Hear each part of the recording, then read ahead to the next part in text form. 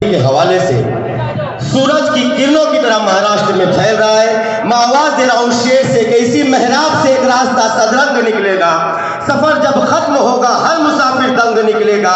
मुझे अपनी इसी कोशिश में लगा रहने दो, फिर देखो मैं जिस पौधे को छू लूंगा वही खुश रंग निकलेगा। कुछ और तालियों में इस्तकबाल करें आसिफ शेख रशीद साहब का। बिस्मिल्लाहिर्रहमानिर्रहीम। माइनॉरिटी डिफेंस कॉन्फ्रेंस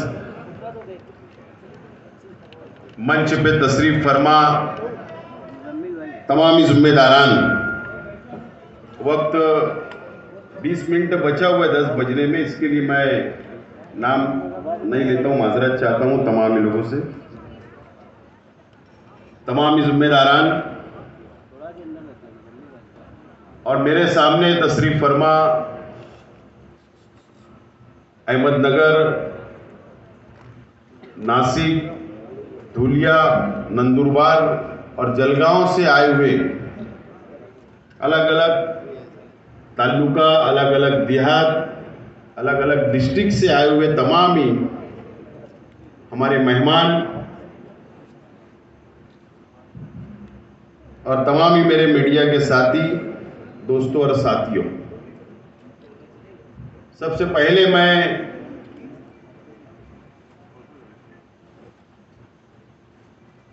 आज की कॉन्फ्रेंस में 4 बजे से मुसलसल जो हमारे स्पीकर है अलग अलग टॉपिक पर, अलग अलग मसाइल के ऊपर अपना वक्त दिया, आपको मुकम्मल मालूमात दी और अपना वक्त निकालकर पूना, मुंबई, औरंगाबाद, जलगांव, अहमदनगर, तमाम ही अलग अलग इलाकों से यहाँ पर आए, अपना वक्त दिया। मैं आप तमाम ही लोगों का बहुत बहुत शुक्रिया अदा करता हूँ। और तमाम ही मेरे सामने मौजूद जो 5 जिले से आप लोग आए, अपना वक्त, अपना माल लगाकर आप लोग यहाँ पर आए और मुसलसल 6 घंटे से आप लोग यहाँ पर बैठे हैं। मैं माइनॉरिटी डिफेंस कमेटी की जानिब से, अहिल्यान मालेगांव शहर की जानिब से आप लोगों का शुक्रिया अदा करता हूँ। और माइनॉरिटी डिफेंस कमेटी के तमाम ही हमारे अराकीन जो तकरीबन 1.5 महीने से इस कॉन्फ्रेंस को कामयाब बनाने के लिए मेहनत की, जद्दोजहद की और दावतनामा लेकर अलग अलग ज़िले में गए, अलग अलग ताल्लुके में गए, अलग अलग देहात में गए और मेहनत की, मैं उन तमाम ही साथियों का भी बहुत बहुत शुक्रिया अदा करता हूं। दोस्तों और साथियों,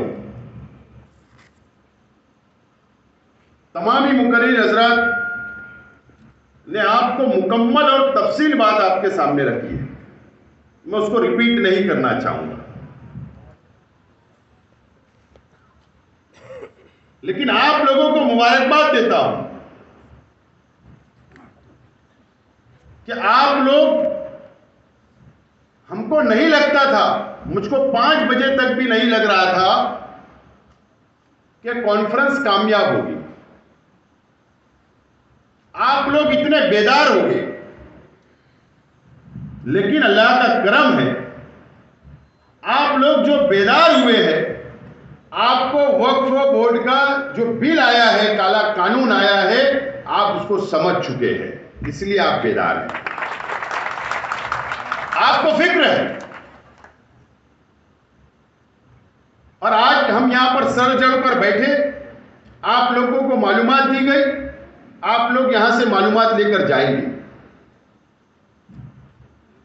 मैं आपसे वादा करता हूं, आप लोगों को यकीन दिलाता हूं, माइनॉरिटी डिफेंस कमेटी की जानिब से, कि कॉन्फ्रेंस खत्म हो जाएगी। हमारे कई साथियों ने कहा कि ऐसा ना हो कि ये आज कॉन्फ्रेंस खत्म हो जाएगी, उसके बाद ये सिलसिला बंद हो जाएगा। मैं हम तमाम ही जिम्मेदारान को भी यकीन दिलाता हूं आप लोगों को भी यकीन दिलाता हूं कि यहां से जाने के बाद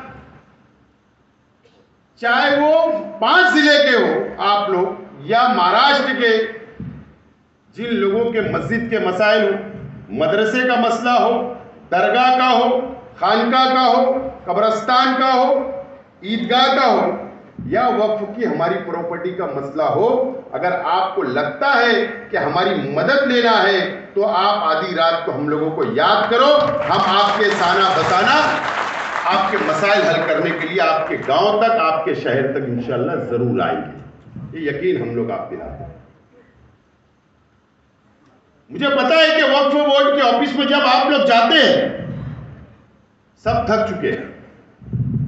कई यहां पर बैठे कई साथी होंगे, सिर्फ वहां जाना है, तारीख लेना है, आना है, कोई काम वहां पर नहीं होता। लेकिन मैं आपको यकीन दिलाता हूं कि हम लोग सियासी लोग हैं, समाजी लोग हैं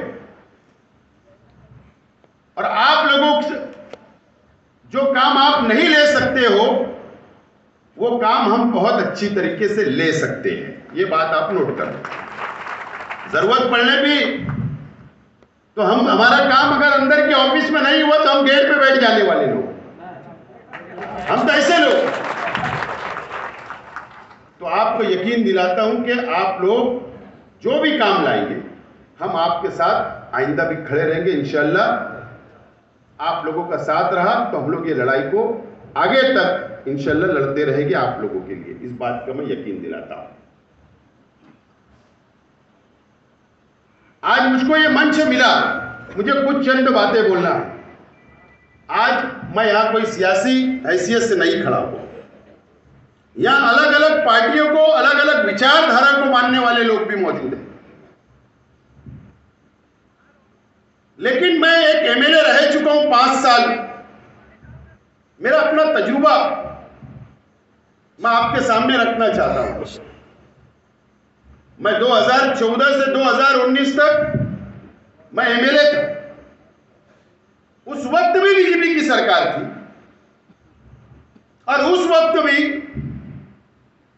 मुसलमानों के मसाइल असेंबली के अंदर उठाने का काम मैंने किया।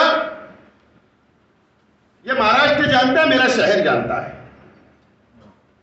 और उस वक्त की मैं बात बोल रहा हूं कि वक्फ के ताल्लुक से मैंने असेंबली के अंदर सवाल रिकॉर्ड पर मौजूद है।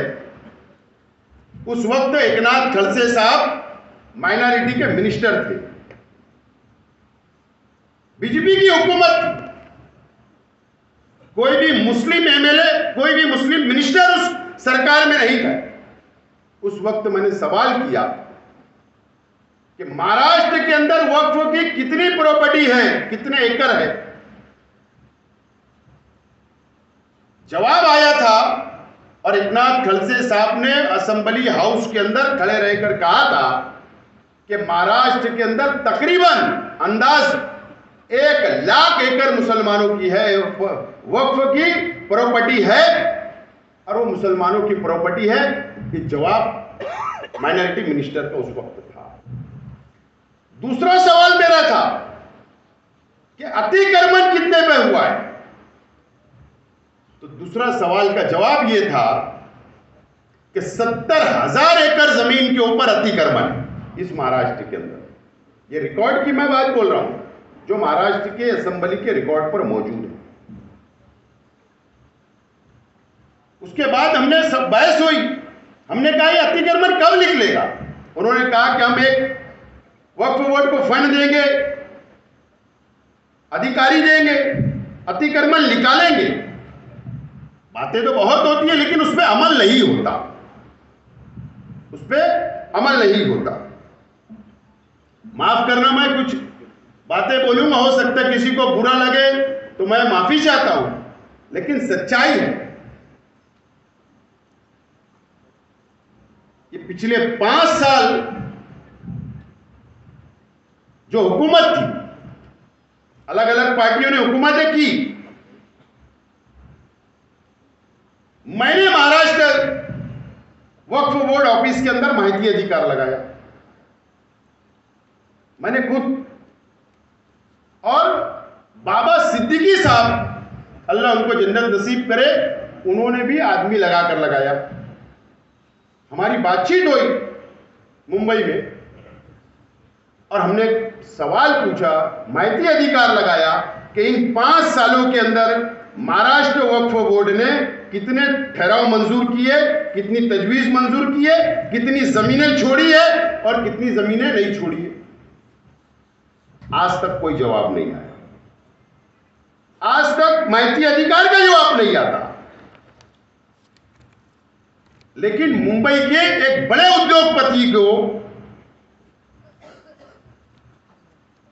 मशहूर उद्योगपति को जमीन छोड़ दी जाती है, ऐसी तजवीज पास कर दी जाती है।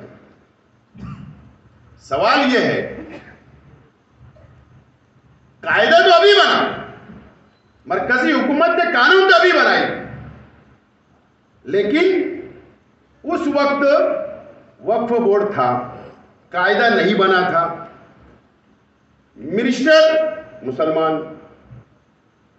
वक्फ बोर्ड चेयरमैन मुसलमान, वक्फ बोर्ड सीओ मुसलमान, वक्फ बोर्ड के तमाम मेंबरान मुसलमान, एमपी भी मुसलमान मेंबरान रहते हैं, एमएलए भी रहते हैं और अलग अलग कैटेगरी के भी, कोई हिंदू नहीं।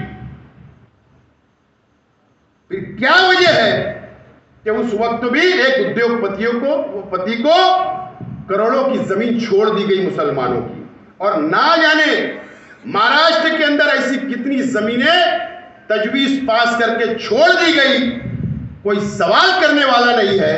और अगर कोई सवाल करता भी है, मालूमात मांगता भी है, तो उसको जवाब नहीं मिलता। मैं आज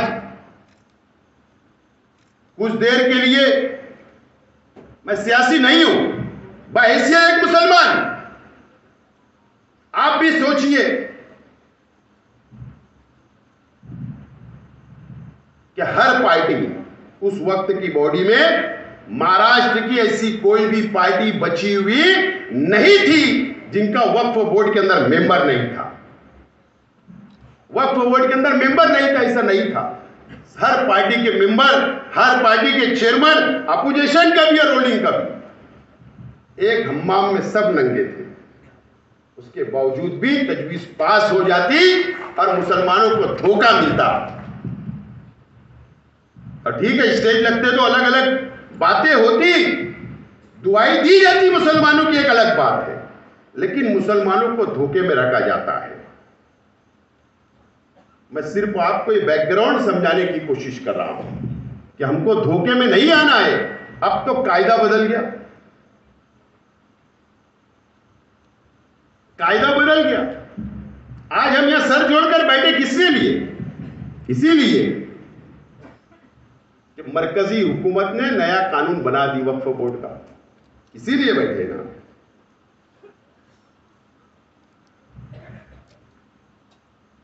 अब हमको, अगर हम बेदार नहीं हुए, मैं एक साफ तौर पर बोलना चाहूंगा, हो सकता थोड़ी कड़वी हो, एक बाबरी मस्जिद को शहीद करने के लिए कई दिन की तहरीक थी, कई दिन की तहरीक थी। एक बाबरी मस्जिद के ऊपर कई वर्षों तक सियासत की गई, हिंदू मुसलमान को लड़ाया गया, लेकिन फिरका परस्त तंजीमों ने, फिरका परस्त पार्टियों ने बाबरी मस्जिद को शहीद कर दिया। आज हमको गम है, आज भी गम है, आज भी दुख है। ये कायदा जो आया है, ये कानून जो आया वक्फ बोर्ड का, कुछ बातें मैं खुलकर नहीं बोलना चाहता हूं। स्क्रीन के ऊपर जो आपको बताया गया, वो बात को आपको नोट करना है, नोट। मैं बार बार बोलता हूं कि हम सियासी भी है, वर्कर है, समाजी कार्यकर्ता है, हमको समझता है कि कॉरपोरेशन में क्या चलता है, कैसे मंजूरी ली जाती है।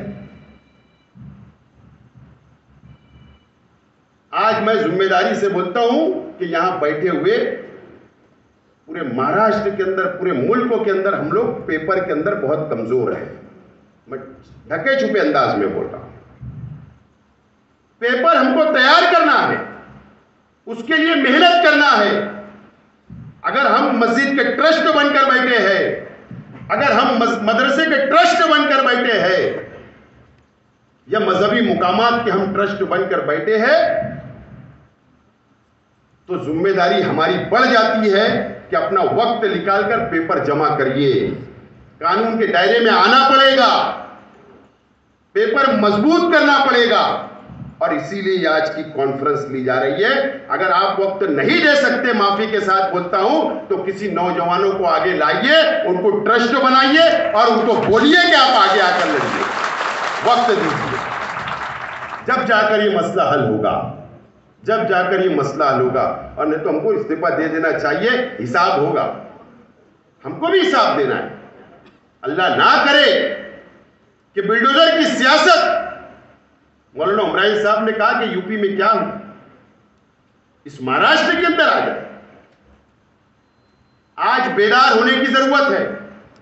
यहां से जाने के बाद मीटिंगें लीजिए आप मस्जिद में, मीटिंग लेने के बाद अपने पेपर निकालिए, कहां हम कमजोर हैं, कहां हमारी जरूरत लग रही, कहां ये हमारे मंच पे बैठे हुए सब माहिर हैं, इनसे फोन करिए, राब्ता करिए, मालूमात लीजिए। हम वक्त देने के लिए तैयार है, लेकिन अल्लाह के वास्ते हम लोगों को खुशफहमी में नहीं रहना है।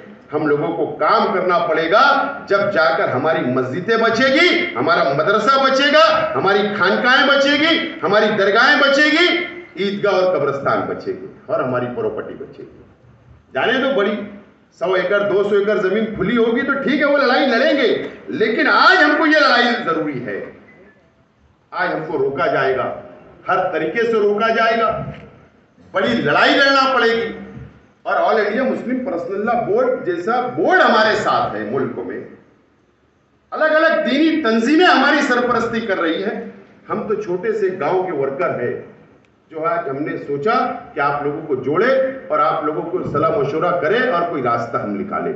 सरपरस्त तो बैठे हमारी सरपरस्ती करने के लिए।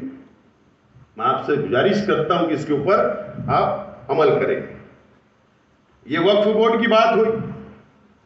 उसके बाद आपके शहर के अंदर फसादात हो, आपके शहर के अंदर लाउड स्पीकर अजान का मामला आता है। सुप्रीम कोर्ट की क्या गाइडलाइन है, कैसे एप्लीकेशन करना है, कैसे म्युनिसिपल काउंसिल, नगर पालिका, महानगर पालिका, नगर परिषद, ग्राम पंचायत, जिला परिषद, पंचायत समिति, लोकल बॉडीज के कैसे परमिशन हासिल करना, टाउन प्लानिंग के कैसे परमिशन हासिल करना। ये बात बिल्कुल सच है जो हमारे आर्किटेक्ट साहब ने कहा कि अगर आप मस्जिद के नाम की फाइल अगर दाखिल करोगे कि हमको बांधकाम परमिशन मस्जिद बनाने के लिए दो, तो वो नहीं मिलने वाला है, नहीं मिलने वाला। 2004 के बाद 4 से लेकर 14 तक एक जीआर निकला होम डिपार्टमेंट में, मस्जिद, मदरसा, ईदगाह या अलग अलग धार्मिक स्थल, अलग अलग समाज के लोगों का अगर परमिशन उस नाम से मस्जिद मंदिर के नाम से चाहिए तो हुकूमत महाराष्ट्र गृह डिपार्टमेंट की मंजूरी जरूरी है। और उसकी प्रोसीजर इतनी हार्ड है कि गली से लेकर मुंबई तक फाइल दौड़ाना है, कलेक्टर वाया विभागीय आयुक्त, तो बहुत बड़ा प्रोसीजर है।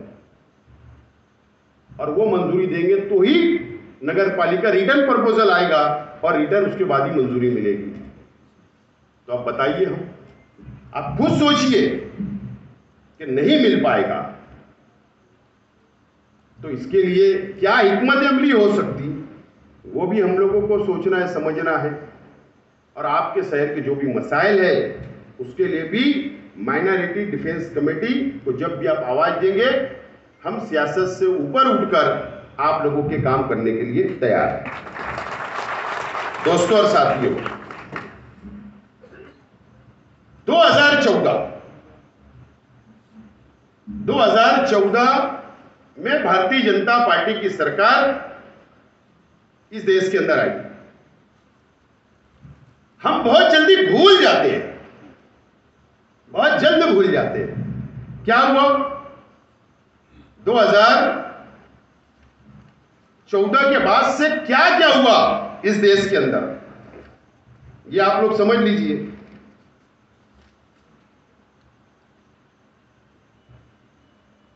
ट्रिपल तलाक का बिल आया, ट्रिपल तलाक का बिल आया, कानून लागू हो गया। उस वक्त भी all India Muslim personal law board ने तहरीक चलाई, सुप्रीम कोर्ट गए, कानूनी लड़ाई लड़ी गई, लेकिन अक्सरियत की बुनियाद पर ट्रिपल तलाक का कानून लागू हो गया।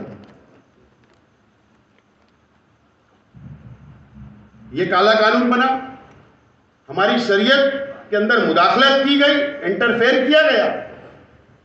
उसके बाद एनआरसी आया, CAA आया,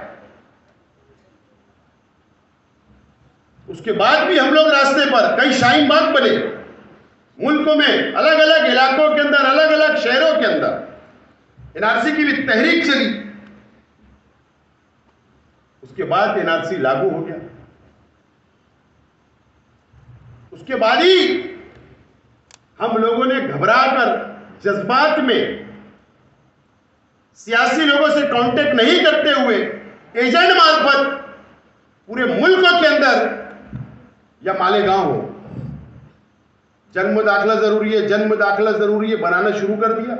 एजेंट के भरोसे आज सजा हम भुगत रहे। ये काला कानून बना।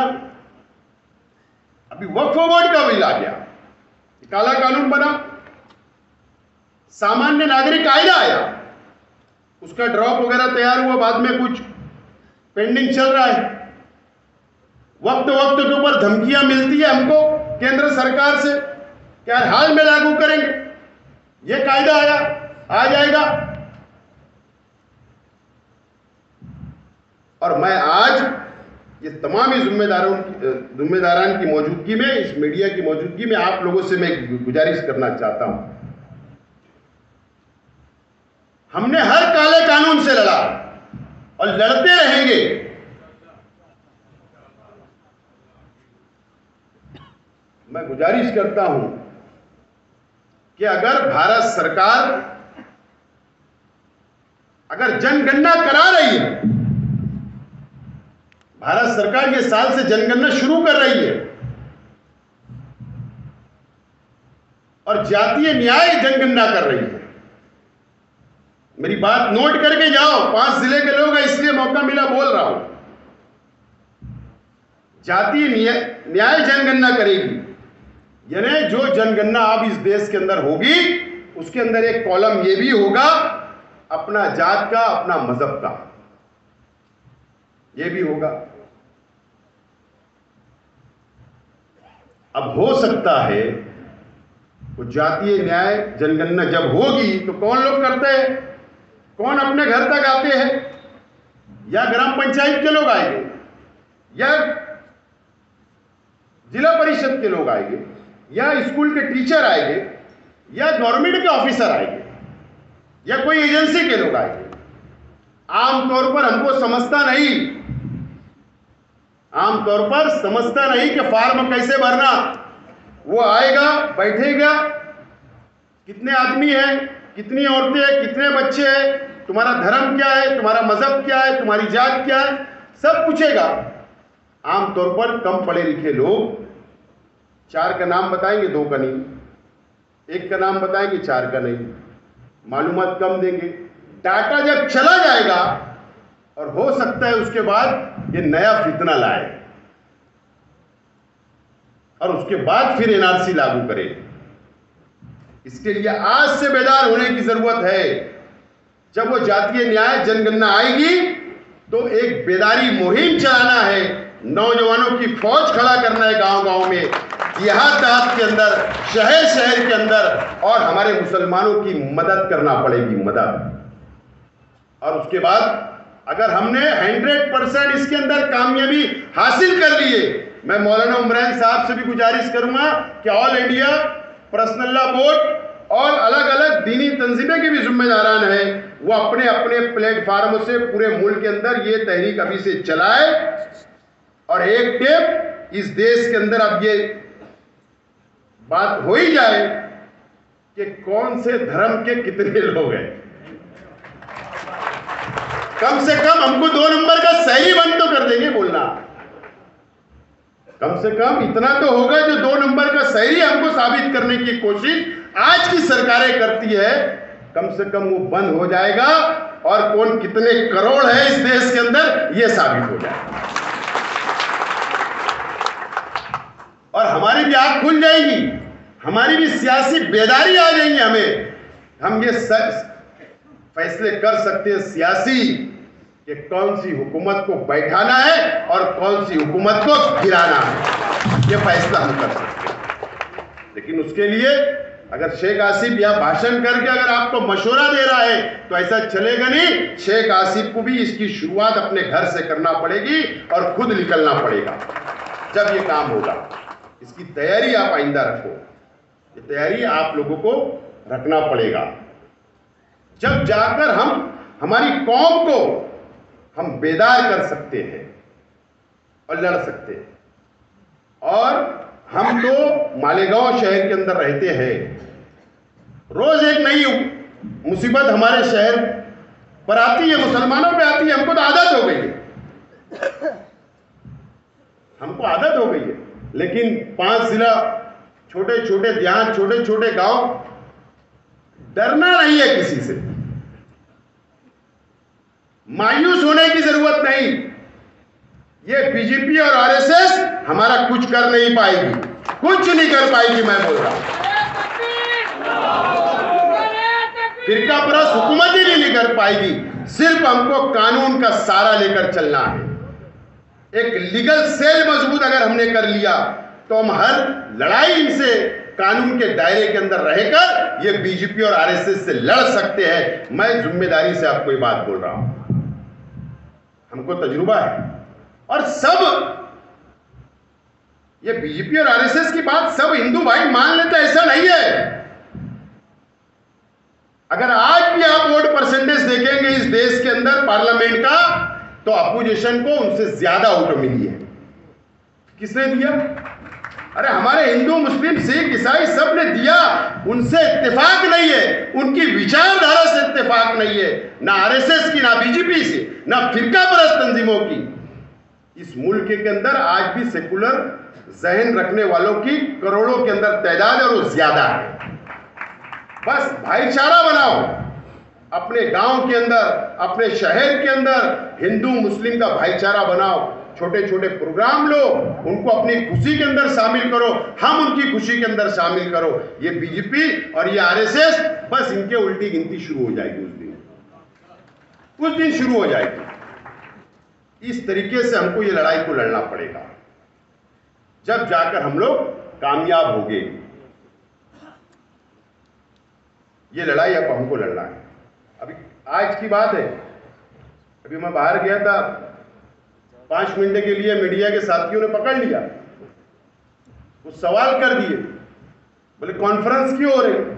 मैंने कहा कि बुलडोजर की सियासत यूपी के अंदर शुरू हुई, नागपुर के अंदर आई, नासिक के अंदर आई, वहां पर किसी का घर तोड़े, यहां पर दरगाह तोड़ दिए। मैंने कहा कि औरंगजेब की दरगाह भी तोड़ने की बात कर दे, उनकी कब्र। एक साथी ने कहा कि आपको कैसे लगते, औरंगजेब को आप कैसा मानते? मैंने कहा पवित्र मानते, नेक आदमी थे। मैं अंदर नहीं आया, मराठी चैनल के ऊपर हेडलाइन शुरू हो गई। आज दोबारा बोल रहा हूं कि जो बयान दिया बाहर, उसके ऊपर आज भी कायम है। डरने का क्या? जो है वो है, तो जो है वो है। डरने न सरकारों से डरने का। हम इस देश के अंदर रहते तो संविधान को मानते हैं, इस देश से मोहब्बत करते हैं और करते रहेंगे। इसके अंदर कोई नहीं। देखो हिंदुस्तान का झंडा सबसे ऊपर लगा है, कितनी मोहब्बत करते हैं, करते कि नहीं? वो एक हिंदुस्तान का झंडा है। बताओ तो आरएसएस के हेडक्वार्टर पे लगा है क्या? आरएसएस के हेडक्वार्टर पे हिंदुस्तान का झंडा है क्या? नहीं है। तो हम सच्चे हमदर्द, सच्चा मोहब्बत करने वाले इस देश से कोई है तो मुसलमान है। तो किसी से डरना नहीं है, हम आपके साथ हैं।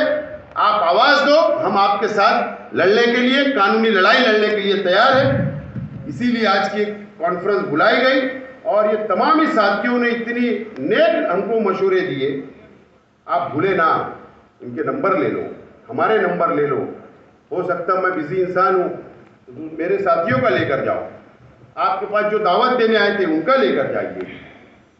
अब जाकर उनके नंबर वगैरह लीजिए, जब भी याद करेंगे हम लड़ेंगे, करेंगे।